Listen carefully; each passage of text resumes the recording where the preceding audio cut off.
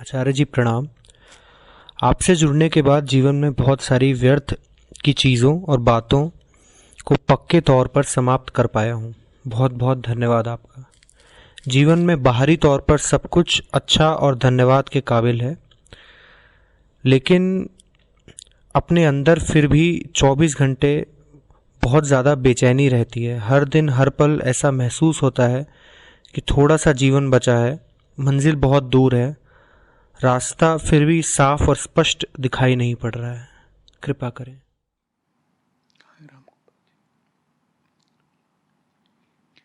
बेचैनी अच्छी बात भी है और सीमित कर देने वाली बात भी। बेचैनी अगर बता रही है कि समय थोड़ा ही बचा है और उसका सदुपयोग कर ले जाओ, जिस लक्ष्य के लिए पैदा हुए हो उसको पा लो, तो बेचैनी अच्छी बात है। झूठ से मुक्ति दिलाती है।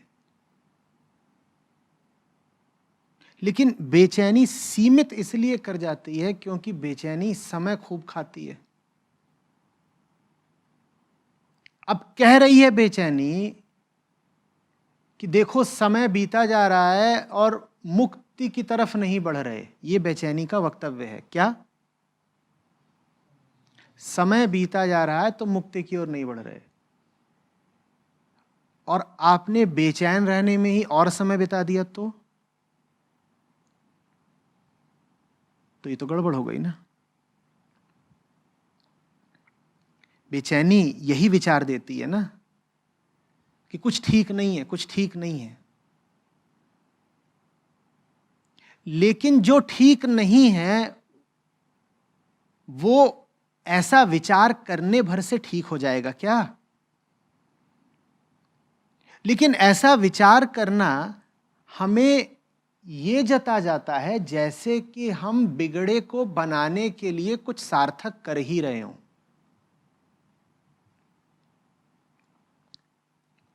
जब कोई अभियान सामने आता है, कोई बड़ा काम सामने आता है, तो दो तरह के लोग देखे होंगे आपने। एक वो जो डट करके सार्थक काम करने लगते हैं शांतिपूर्वक, और दूसरे वो जो जोर जोर से कुछ बोलने लगते हैं, इधर उधर घूमने लगते हैं, दौड़ भाग करने लगते हैं, पर कुल मिला करके उनके छितराए हुए तनावग्रस्त और उत्तेजित काम का कोई परिणाम नहीं होता। देखा है? घर में आग लग गई हो तो दो तरह के लोग मिलेंगे। एक दो या तीन ऐसे होंगे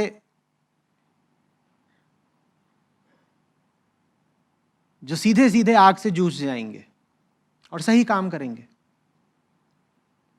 वो रेत डाल रहे हैं, वो पानी डाल रहे हैं, वो फायर ब्रिगेड को फोन कर रहे हैं।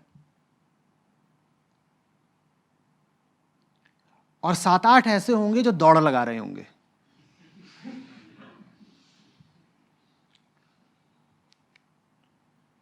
और अपनी नजरों में वो बहुत काम कर रहे हैं, पर वो कर क्या रहे हैं? वो जा रहे हैं पानी लाने घुसल खाने की तरफ और वहीं फिसल के गिर रहे हैं धड़ाम। अब एक बेचारा जो आग बुझाने में लगा हुआ था वो उनकी सहायता के लिए जा रहा है कि तुम आग से मरो ना मरो, पानी से जरूर मर जाओगे। देखे हैं ऐसे लोग कि नहीं? घर में शादी ब्याह होता है तो भी ऐसे लोग दिखाई देते हैं ना, जो उत्तेजित बहुत हो जाते हैं कि कोई बहुत बड़ा काम हो रहा है, लेकिन वो करते कुछ नहीं है। हाँ, अपनी उत्तेजना में दौड़ भाग कर रहे हैं और बीमार पड़ रहे हैं, और जो काम कर रहा है उसी के ऊपर जाके गिर रहे हैं। तो काम करने वालों के पास दो काम होते हैं, एक तो ये कि काम करो, और दूसरा ये जो उत्तेजित लोग हैं इनको संभालो। और ये उत्तेजित लोग बीच बीच में आएंगे और कहेंगे बस 4 घंटे बचे हैं, बस 4 घंटे बचे, होगा कैसे? बाबा हम कर रहे हैं ना, हम कर लेंगे, तुम बैठ जाओ। नहीं, वो बैठेंगे नहीं, उछल उछल के बस यही बताएंगे, बस 2.5 घंटे बचे हैं, फोन भी आ रहा है, कैसे होगा, क्या होगा? बेचैनी ऐसा करा जाती है हमसे। बेचैनी की नीयत तो यही होती है कि चैन मिल जाए, पर उसके पास बोध नहीं होता, प्रकाश नहीं होता। तो चाह तो यही रही है कि चैन मिले, पर चूंकि वो शांतिपूर्वक लग करके वो सही और सार्थक काम नहीं कर रही जिससे चैन मिलेगा, इसीलिए बेचैनी स्वयं को बढ़ाने का ही उपक्रम बन जाती है।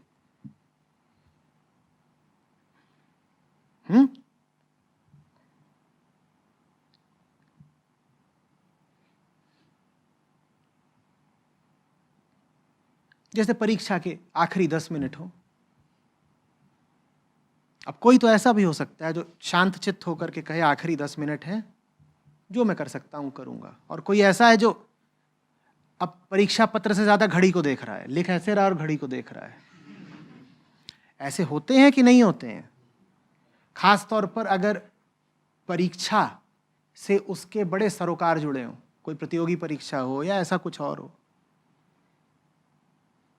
इसको नर्वसनेस का नाम दिया जाता है।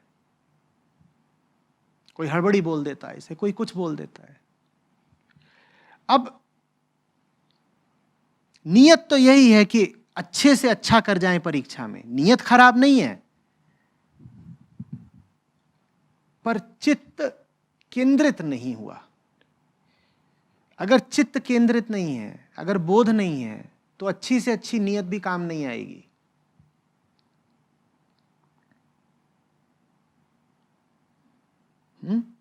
तो बेचैनी का धन्यवाद करें कि वो आई और उसने बताया कि कुछ गलत है। बेचैनी का इतना ही समुचित उपयोग है जीवन में, होनी चाहिए, जरूर होनी चाहिए। बेचैनी आए और बता जाए कि कुछ गलत हो रहा है, और बताने के बाद चुप हो जाए, चली जाए, क्योंकि अब हमें काम करना है। हमें अब अलार्म की तरह है बेचैनी। आप आराम से उठने वाले लोगों में से नहीं हैं, तो आप अपने लिए कुंभकर्ण ब्रांड का अलार्म लेके आए। आता है, कुंभकर्ण उसका नाम होता है। उसमें कान के दो तरफ 2 ढोल रखे जाते हैं।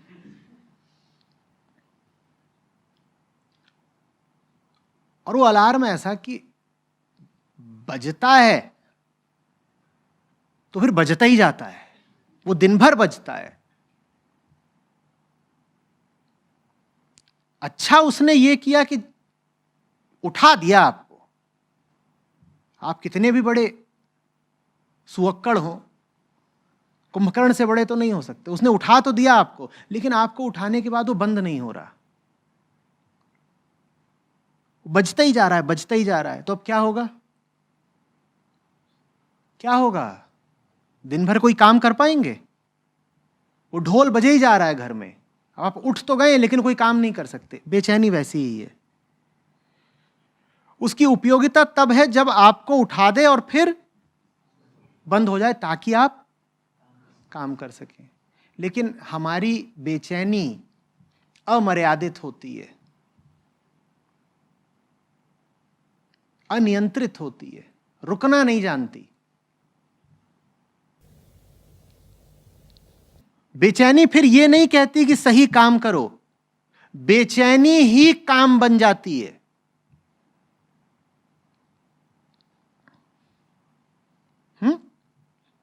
आप डॉक्टर हैं, आप इंजीनियर हैं, आप बेचैन हैं। धंधा है, पेशेवर बेचैन है, कुछ और करते ही नहीं, सिर्फ बेचैन रहते हैं।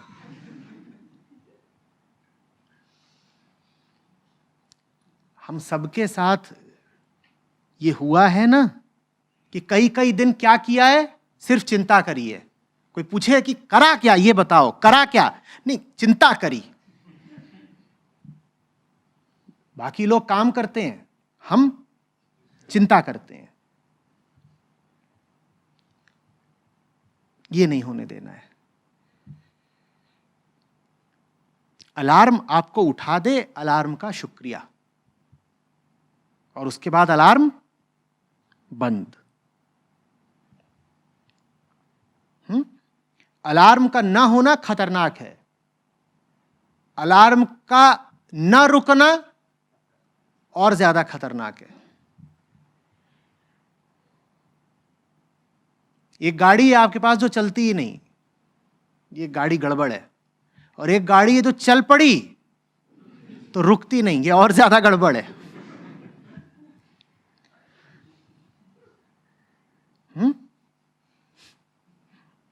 बेचैनी वैसी ही गाड़ी है, हमने उसमें ब्रेक लगाए ही नहीं है। चिंता हुई तो फिर होती ही जाती है, होती ही जाती है, होती ही जाती है।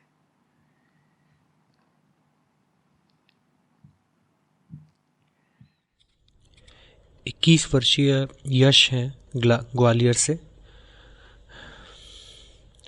आचार्य जी प्रणाम।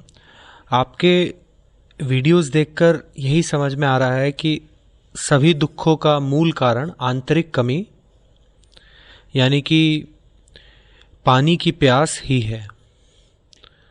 परंतु इस समझ के साथ मुझे यह स्पष्टता नहीं हो रही है बहुत प्रयासों के बाद भी कि इस आंतरिक कमी प्यास को बुझाने के लिए मेरे जीवन में अगला कदम क्या होना चाहिए।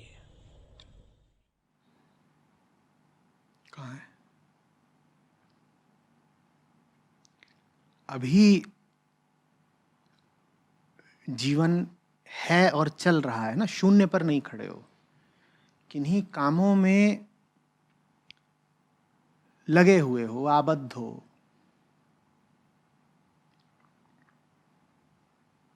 सबसे पहले तो देखो कि जिन कामों में लगे हुए हो उनमें लग करके प्यास बुझ रही है क्या? मुझे माफ करना, इस तरह का जवाब मैं पहले 100, 200, 600 बार दे चुका हूं, लेकिन मजबूरी है मेरी, इसके अलावा कोई जवाब है नहीं। 10 बरस पहले जब कॉलेजों में बात कर रहा होता था तब भी लड़के यही पूछ रहे होते थे, तुम्हारी ही उम्र के, व्हाट टू डू नेक्स्ट, क्या करें? और मुझे तब भी उनसे यही कहना पड़ता था कि अभी क्या तुम कुछ भी नहीं कर रहे हो? अभी भी तो दिन भर कुछ ना कुछ करते हो ना। तो सबसे पहले तो ये देखो कि अभी दिन भर जो कर रहे हो वो करने लायक है क्या?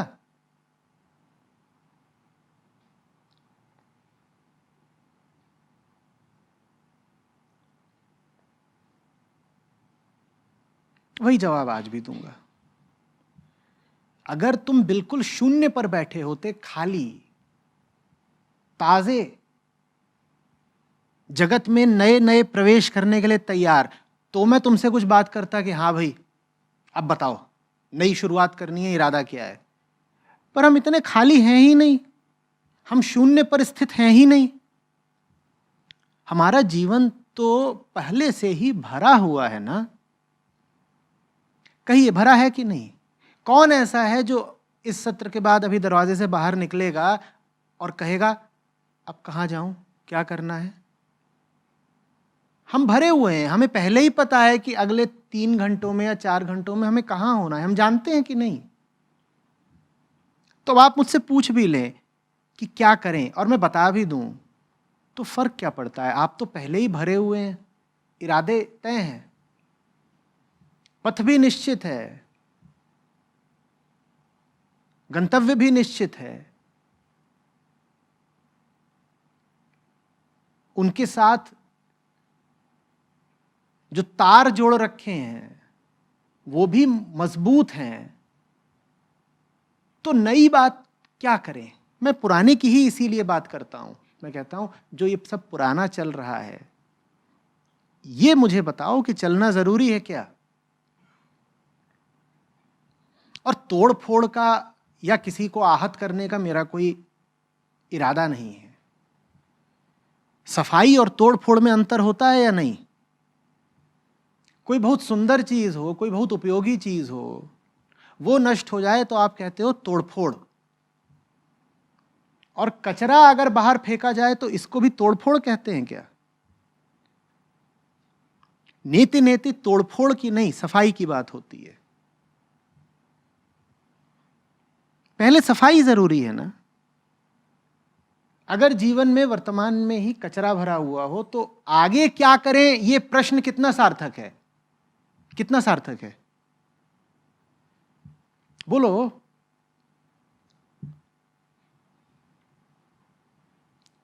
आपके सामने एक बच्चा आए, बिल्कुल कीचड़ में लोटा हुआ, ऊपर से लेके नीचे तक मिट्टी में लथपथ,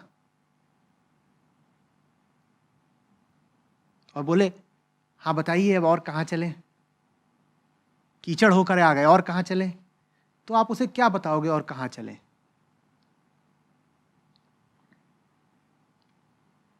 उसको तो आप यही कहोगे ना, कहीं ना चलें, नल के नीचे चलें। तो यही मेरा उत्तर है, नल के नीचे जाओ। नल के नीचे जाओगे तो जो जरूरी है उतना तुम्हारे पास बच जाएगा। ऐसा हुआ है कभी नहाने गए और फेफड़ा बह गया? होता है, जो जरूरी है वो तो बच ही जाता है ना। नहाते हो कई बार तो बाल बहते हैं, बाल भी कौन से बह जाते हैं? जो टूटे हुए हैं। जो जरूरी है वो बच जाता है, जो गैर जरूरी है वो बह जाता है। यही शुरुआती कदम है। पहले तो नहाओ, फिर आगे की बात करेंगे। जिंदगी में जो कुछ गैर जरूरी भर रखा है पहले उसको हटाओ। पर नहीं, बच्चा जिद्दी है, वो कह रहा नहीं चलो, गंधा रहे हो, कीचड़ लपेटे हो, कहां चलें? और इस हालत में तुम जा भी कहां सकते हो? थोड़ी शुद्धि हो जाए पहले, कैसा रहेगा? कैसा रहेगा कहिए?